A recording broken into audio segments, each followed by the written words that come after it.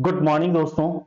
Rajasthan geography का chapter चल रहा है और उसमें एक एनर्जी रिसोर्सेज ऊर्जा संसाधन का चैप्टर चल रहा था और उस ऊर्जा संसाधन में एक थर्मल पावर के बारे में बात कर ली है, एक जल विद्युत के बारे में बात कर ली थी और उसके बाद हमने उसमें एक पवन ऊर्जा लिखा है और एक परमाणु ऊर्जा लिख लिया है। 4 पार्ट लिख चुके हैं। अब वहां से कुछ चीजें और बच रही है जिसमें एक बच रहा है हमारे पास बायोमास, एक बच रही है आपकी बायोगैस, एक बच रहा आपका बायोडीजल और एक बच रहा है यहाँ पे आपकी सौर ऊर्जा। ये 4 और एनर्जी है जिसको आपको बारे में पढ़ना है। और हमने पढ़ क्या क्या लिया है, तो हमने एक ऊर्जा पढ़ा था, हमने जिसके बारे में बात करा जल विद्युत हमने पढ़ लिया है। इसके बाद हमने एक परमाणु ऊर्जा पढ़ लिया है,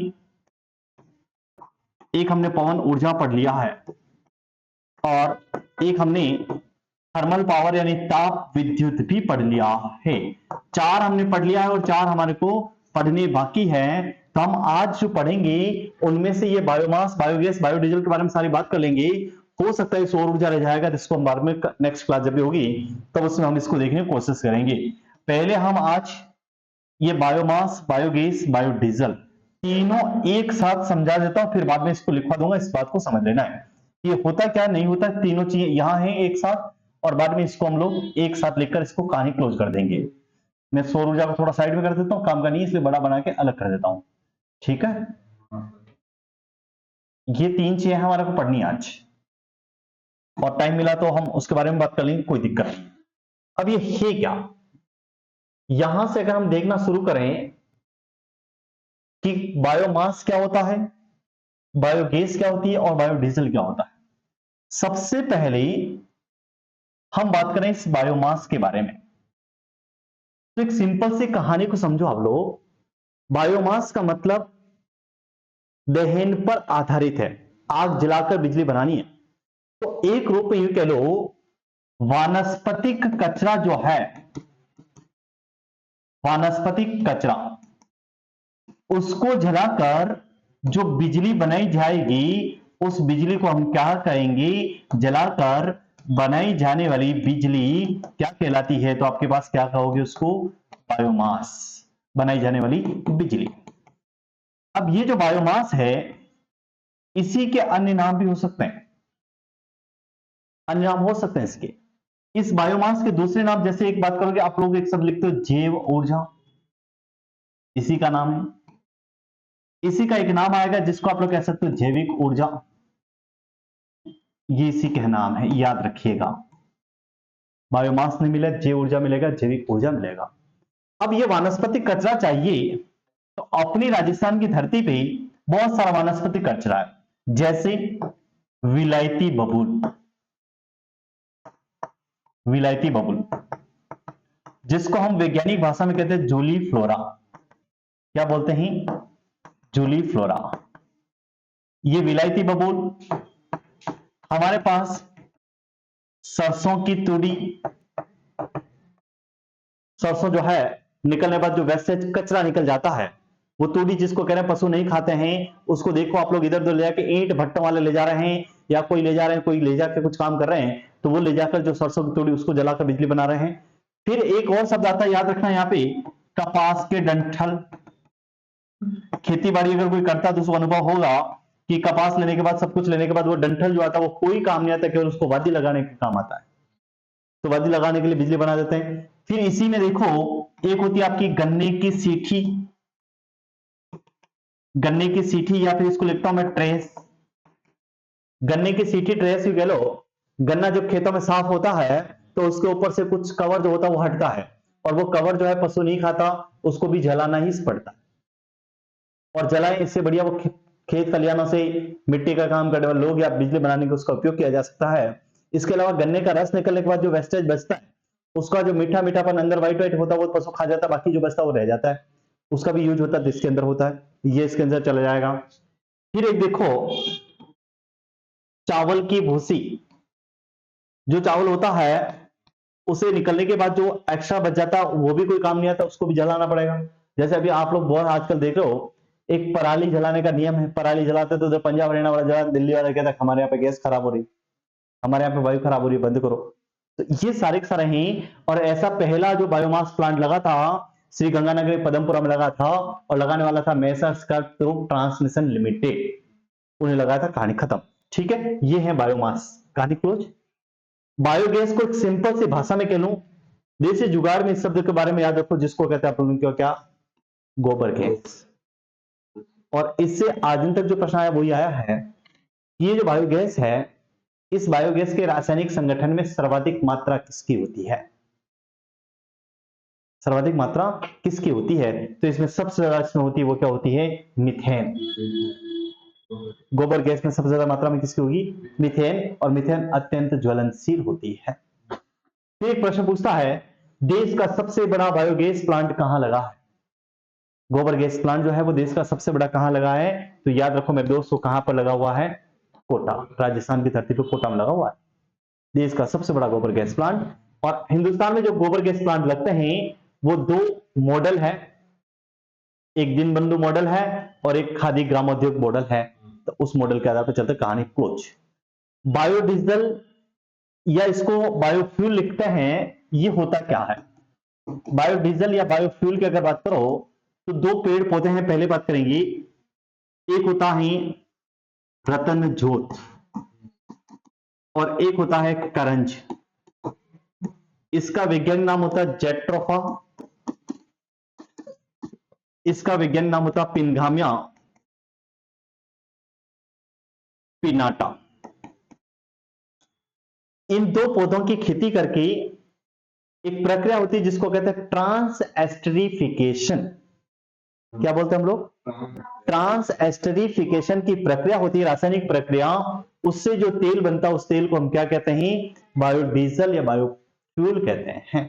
गाड़ी चलती है इससे, बायोडीजल से गाड़ी चलती है। और ये जो रतनजोत है, दक्षिण व दक्षिण पूर्वी राजस्थान के 12 जिलों में इसकी खेती हो सकती है। कितने जिलों में होती है? 12 जिले इसके लिए इंपॉर्टेंट है। और पूर्वी राजस्थान के जो 8 जिले हैं उसके अंदर करंज की खेती हो सकती है। और राजस्थान का पहला जो बायोफ्यूल या बायोडीजल प्लांट जो लगा था वो उदयपुर में लगा था। कहां लगा था? और उदयपुर में एक जगह पड़ती है, उस जगह का नाम था कालरावास। क्या नाम था?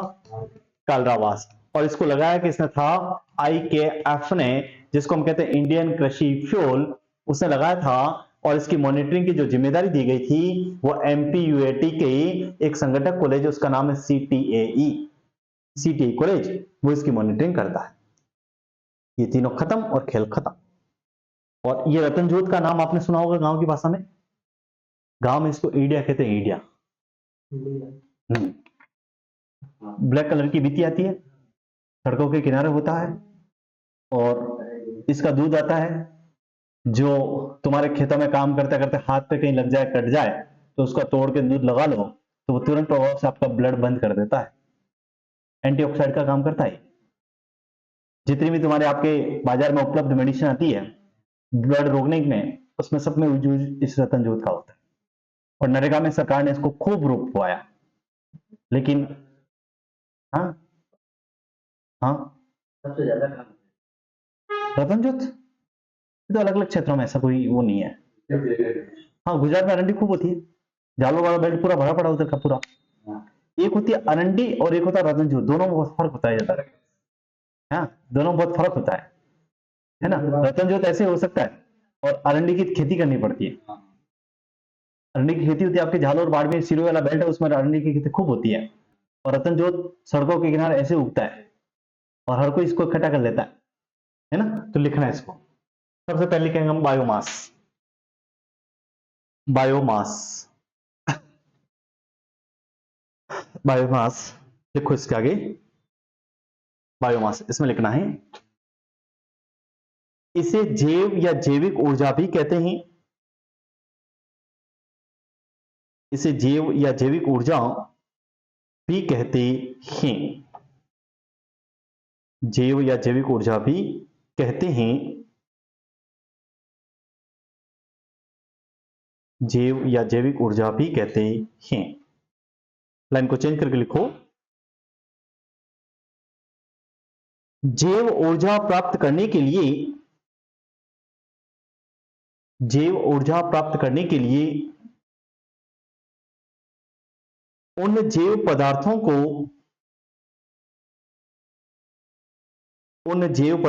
को अपघटित किया जाता है। उन जैव पदार्थों को अपघटित किया जाता है जो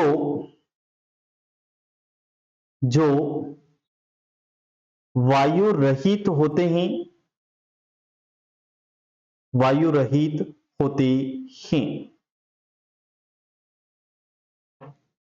नेक्स्ट लाइन, बायोमास दहन पर आधारित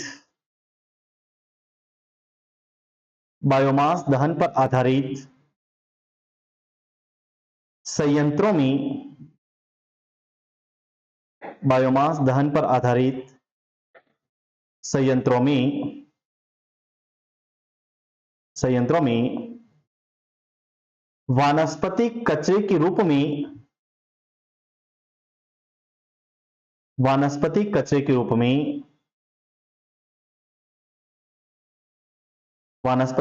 रूप में विलायती बबूल,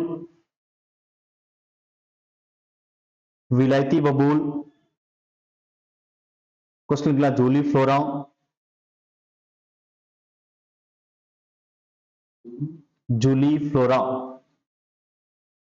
विलायती बबूल, जूली फ्लोरा,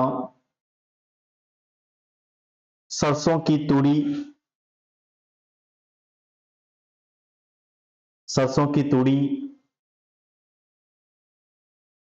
कपास के डंठल,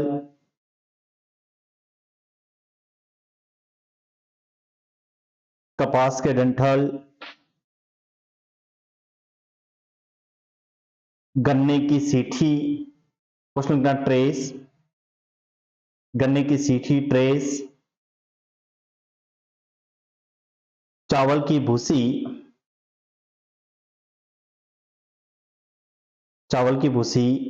आदि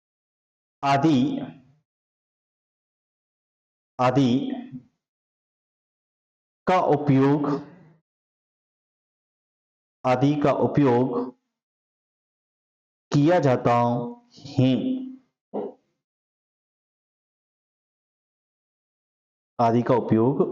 किया जाता है।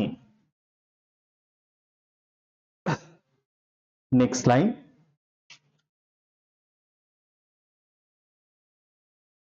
श्री गंगानगर के पदमपुरा में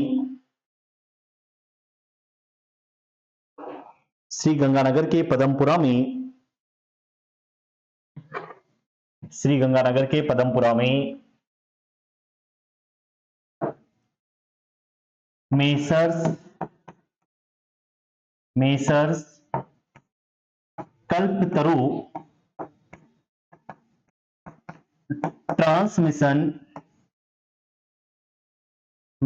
कल्पतरु ट्रांसमिशन लिमिटेड,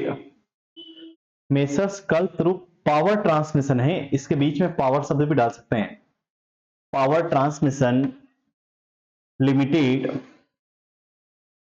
द्वारा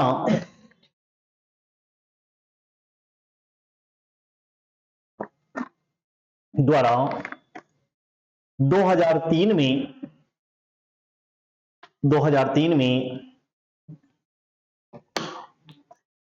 पहला विद्युत संयंत्र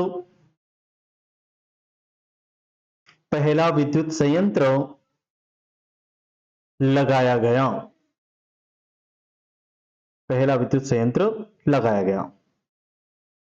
लाइन को चेंज करो, लिखो कृषि अपशिष्ट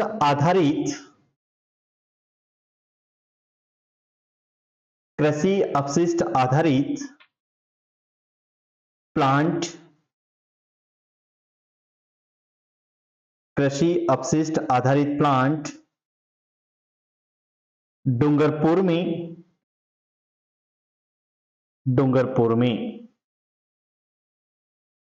कृषि अपशिष्ट आधारित प्लांट डूंगरपुर में। नेक्स्ट लाइन, अगला लाइन को लिखना है, हिंदुस्तान जिंक लिमिटेड ने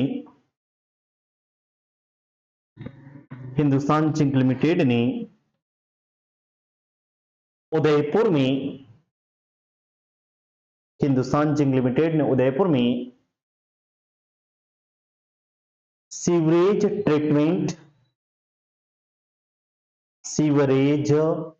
ट्रीटमेंट प्लांट लगाया है। कचरा आता है, उस कचरे का यूज करते हैं ये लोग। सीवरेज ट्रीटमेंट प्लांट लगाया है। अगली लाइन को लिखो, captive power plant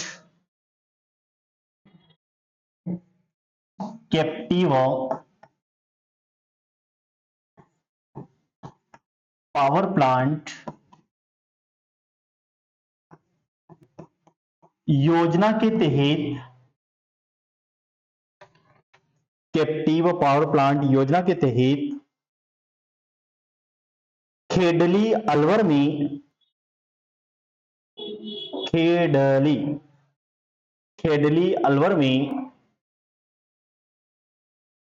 Khedli Alwar में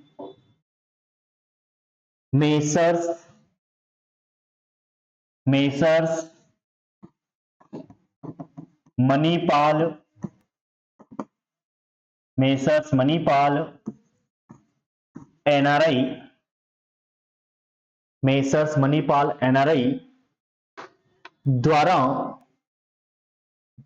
द्वारा सरसों खल आधारित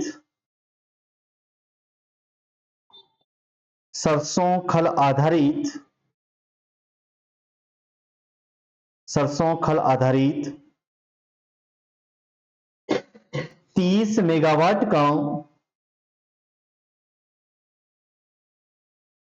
मेगावाट का विद्युत संयंत्र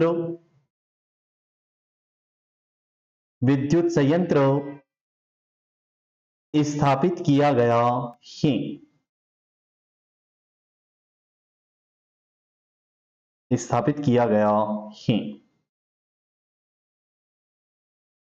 देखो सरसों खल, आप लोगों ने एक लाइन पढ़ा होगा कि सरसों में तेल निकलता है, उसके बाद जो लुगदी बच जाती है उसको खल कहते हैं। सरसों की खल आती है। उस सरसों की खल का उपयोग वैसे पोषाहार में होता है। पोषाहार किसका? पशुओं का जो पोषाहार होता है उसमें इसका उपयोग होता है। लेकिन सरकार ने कहा नहीं, हम इससे बिजली भी बनाएंगे। आप लोग कभी सरसों से तेल निकालने के लिए बाजार में जाते हैं तो आपसे वो घाणी वाला पैसा नहीं लेता, वो खल ले लेता। और खल वो पशुओं के पोषाहार में बहुत ज्यादा, पशु आहार जिसको कह रहे हैं, उसमें बहुत ज्यादा बिकती है और बहुत महंगी बिकती है। सरकार ने कहा नहीं, हम अब इसको बिजली बनाएंगे, वो खेड़ले में लगवाया है। और ये कैप्टिव पावर प्लांट योजना जो आई थी, ये योजना 1999 में आई थी। कब आई थी? 1999। और बायोमास नीति जो आई है नई वाली, वो 2016 में आई है। नीचे नोट डाल के लिखना है, एक बार लाइन को नोट डाल के लाइन लिखो, नोट डाल के लाइन लिखना है, कैप्टिव पावर प्लांट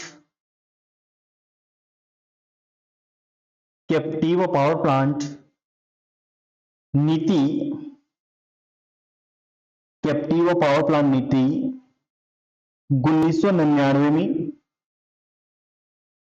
1999 में नेक्स्ट लाइन नोट की सेकंड लिखने हैं, बायोमास नीति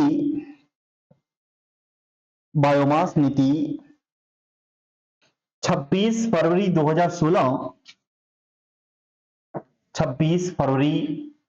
2016 को जारी की गई। प्रथम नहीं है, पहले बहुत और आई थी, उससे आपको नहीं पूछेगा, इसी को थोड़ा ध्यान रखना है।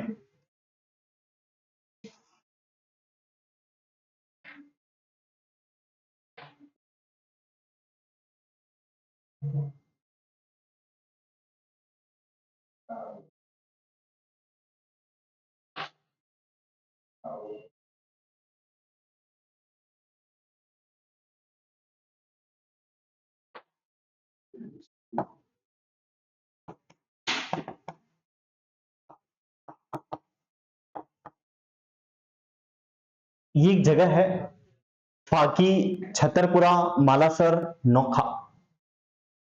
यहां पर नए बायोमास प्लांट लग रहे हैं। क्या हो रहे हैं?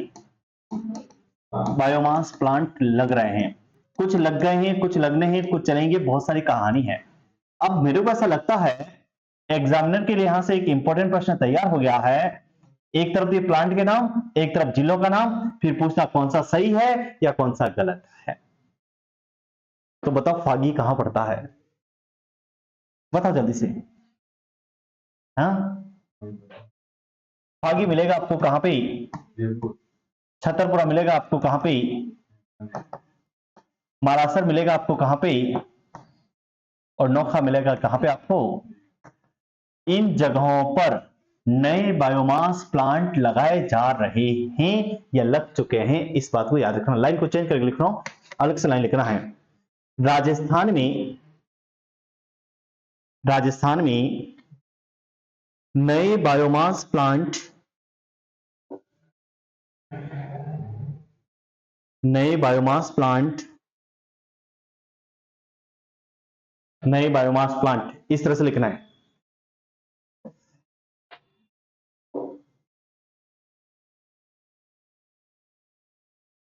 नए बायोमास प्लांट,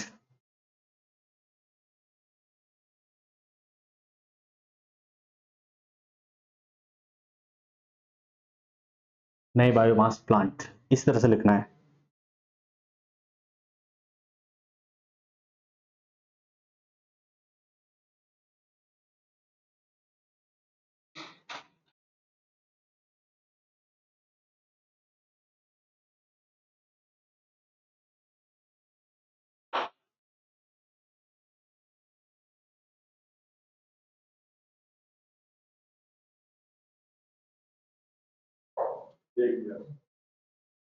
लगाए जा रहे हैं,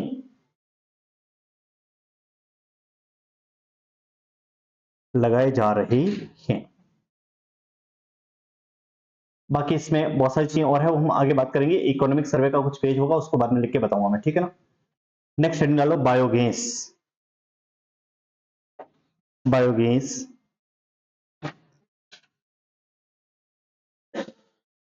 बायोगैस। दूसरा नाम इसको क्या लिख सकते हैं? गोबर गैस। लिखो एक लाइन को।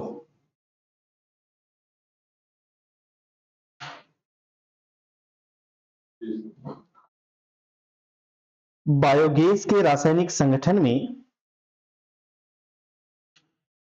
बायोगैस के रासायनिक संगठन में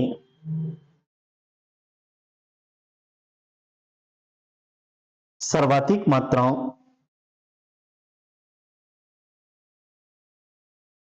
सर्वाधिक मात्राओं 65%, 65% मीथेन की, 65% मीथेन की, comma 30% carbon dioxide, 30% carbon dioxide, 2% hydrogen,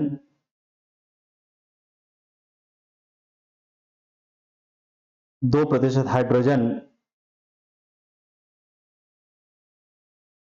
2% hydrogen, 0.9% oxygen, 0.9% oxygen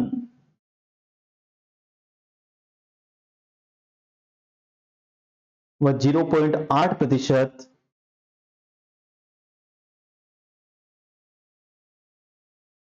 carbon monoxide, carbon monoxide gas पाई जाती है, पाई जाती है। अब इसमें से देखो बाकी सब तो ठीक है। आपके भविष्य में एक प्रश्न हो सकता है, मैं बाकी चीजें बाद में लिखूंगा। ये जो तीन गैसें हैं, एक गैस नाइट्रोजन, एक गैस ऑक्सीजन, और एक गैस हमारे पास है कार्बन डाइऑक्साइड। हालांकि वैसे मैं इससे पहले लिख देता हूं, पहले ज्यादा कार्बन डाइऑक्साइड होती है क्या? Carbon dioxide.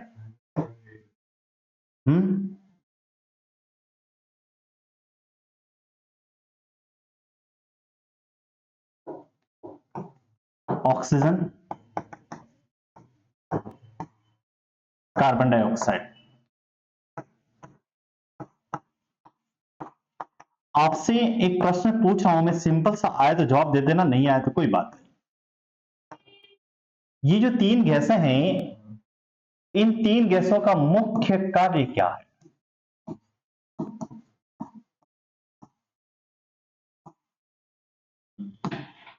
मुख्य कार्य बताने हैं। नाइट्रोजन किस काम की है सबसे इंपॉर्टेंट गैस?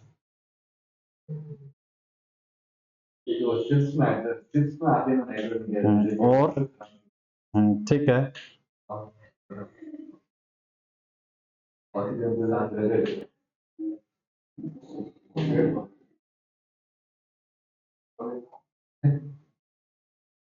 बस इतना ही है। आप बहुत कम लोग जानते होंगे, ये जो नाइट्रोजन है, इसका उपयोग वो चिप्स विप्स सब कहानी ठीक है अपनी जगह है, लेकिन इसका उपयोग और भी कहीं पर है। ये जो नाइट्रोजन गैस है, ये मूल काम क्या करती है अगर देखोगे तो, वस्तुओं को, या फिर कह लो आग को तेजी से फैलने से रोकती है। अगर धरातल के सबसे निचले भाग में नाइट्रोजन नहीं होती तो आपकी माचिस की तिल्ली आप जलाते हो, जलाते ही वो बंद हो जानी चाहिए थी, लेकिन माचिस की तिल्ली जलने के बाद वो 10 सेकंड तक जलती रहती है। क्यों? उसको तेजी से जलाने से कौन बचाता है? नाइट्रोजन। अगर नाइट्रोजन धरातल पर नहीं होती तो जंगल में आग लगती, वो आग तुरंत प्रभाव से सब तरफ फैल जानी चाहिए, लेकिन आग धीरे धीरे फैलती, उसको रोकने का काम कौन करता है? नाइट्रोजन।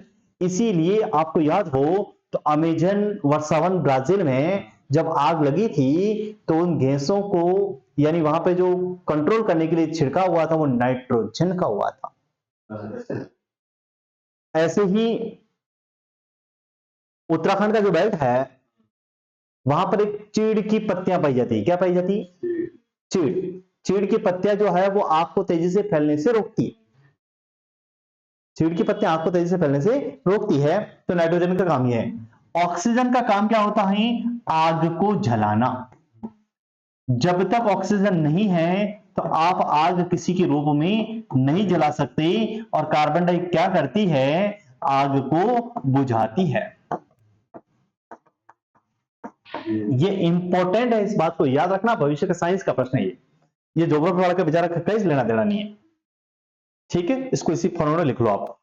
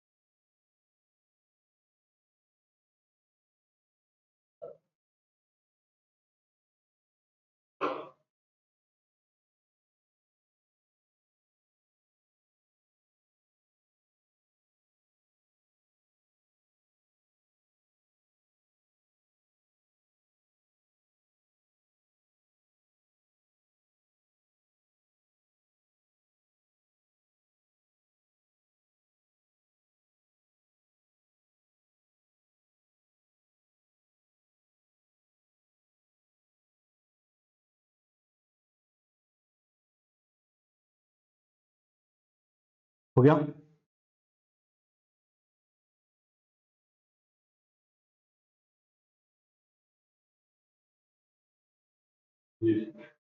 बोलो आगे लाइन को, लिखो लाइन को। भारत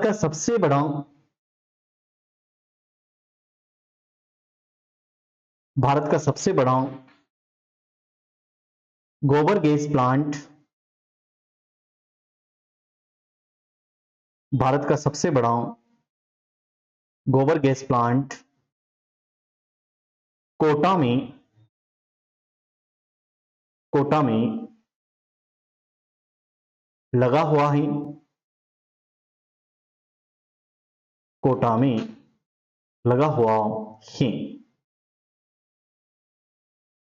कोटा में लगा हुआ है।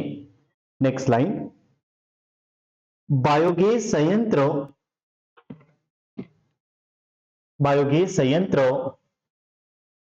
दो प्रकार के मॉडलों के आधार पर संचालित हैं। दो प्रकार के मॉडलों पर आधारित संचालित हैं। एक है आपका खादी एवं ग्रामोद्योग बोर्ड मॉडल,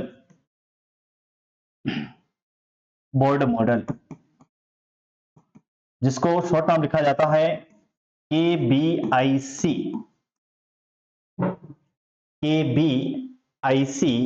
और दूसरा जो है उसको कहते हैं हम लोग जनता मॉडल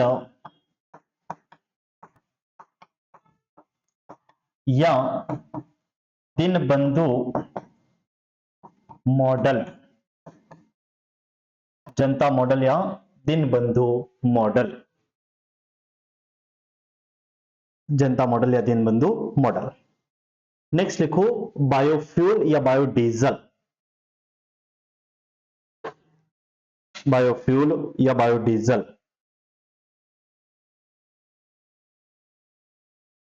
बायोफ्यूल या बायोडीजल। बायोफ्यूल या biodiesel.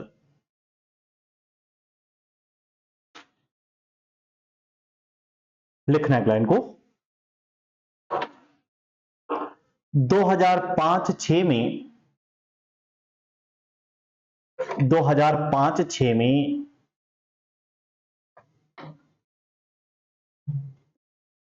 Biofuel mission and biofuel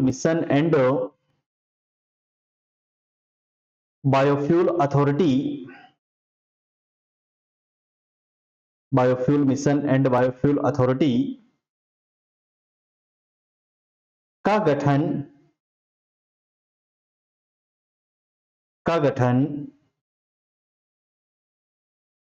मुख्यमंत्री की अध्यक्षता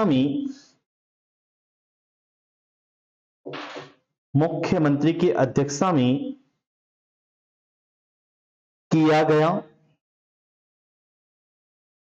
किया गया।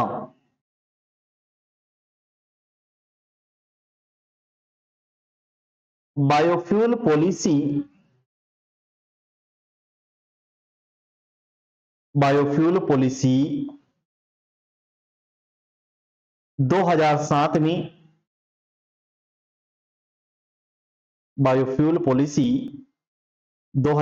में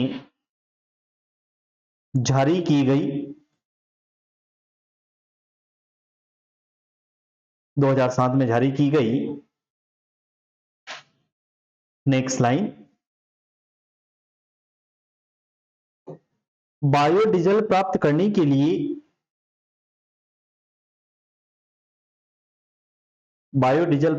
के लिए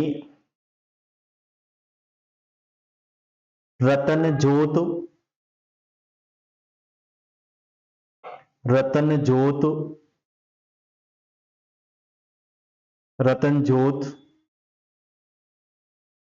कुछ लिखना जेट्रोफा, हमने आगे लिखा था पहले रतनजोत जट्रोफा, कोमा करंज करंज करंज, क्वेश्चन लिखिएगा पिनघाम्या पिनाटा, पिनघाम्या पिनाटा, जैसे समकक्षीय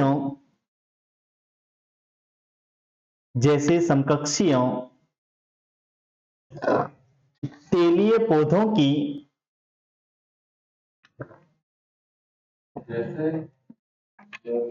समकक्षीय समान, जैसे समकक्षीय तेलीय पौधों की खेती करके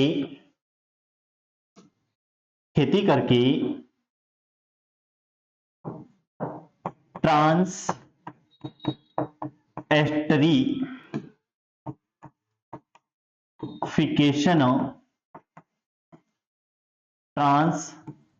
एस्टरीफिकेशन की रासायनिक प्रक्रिया से बायोडीजल बनाया जाता है, बायोडीजल बनाया जाता है, बायोडीजल बनाया जाता है। लाइन को चेंज करो। दक्षिण व दक्षिण पूर्वी राजस्थान की दक्षिण व दक्षिण पूर्वी राजस्थान की 12 जिले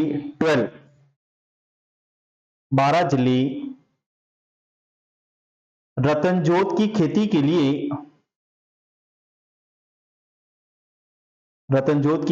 लिए उपयोगी हैं, रतनजोत की खेती के लिए उपयोगी है,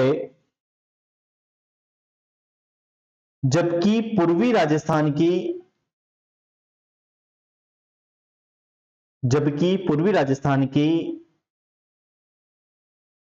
8 जिले, जबकि पूर्वी राजस्थान की 8 जिले 8 करंज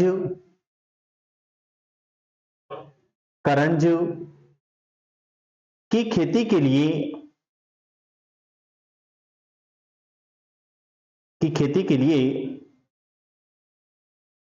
उपयोगी हैं,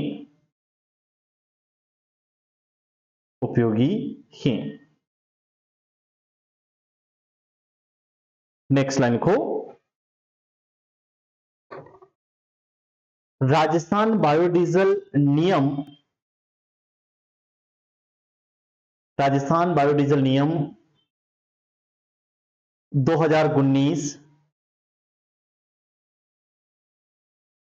2019 लागू किया गया है,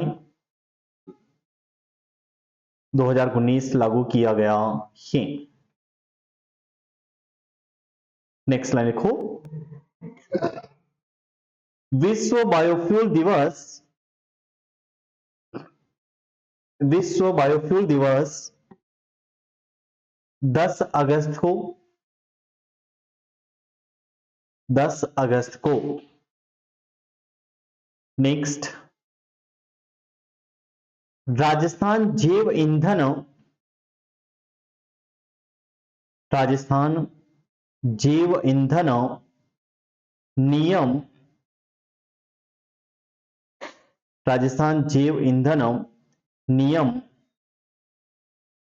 2019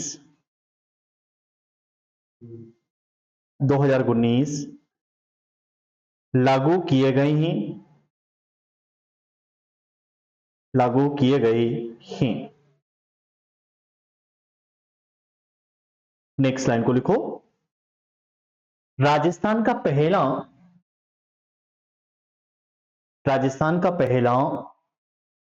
बायोडीजल प्लांट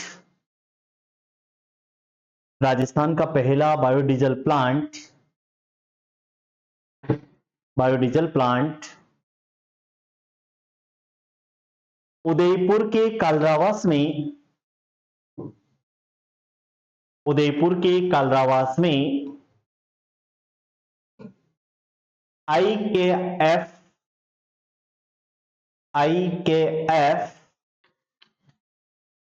पुराना लिखना इंडियन कृषि फ्यूल, IKF इंडियन कृषि फ्यूल द्वारा लगाया गया जिसकी मॉनिटरिंग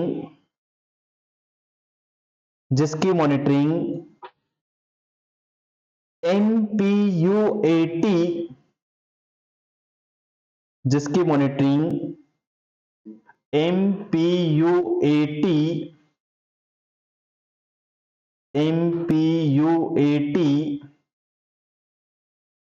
का संगठक कॉलेज, MPUAT का संगठक कॉलेज यानी उससे संबंधित संगठक कॉलेज CTAE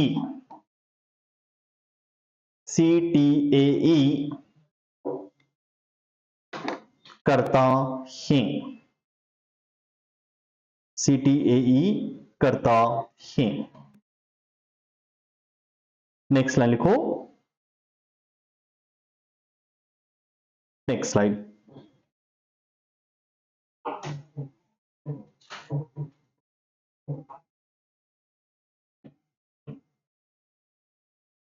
RSMML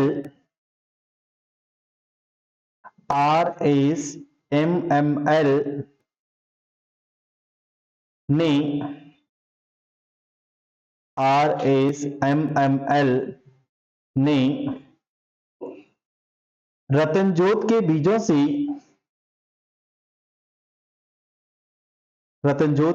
से बायोडीजल बनाने का प्लांट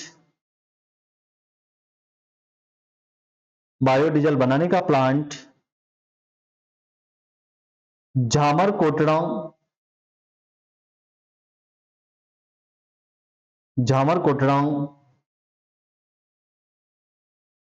में लगाया है, झामरकोटड़ा में लगाया है। नेक्स्ट लाइन को लिखो, रतनजोत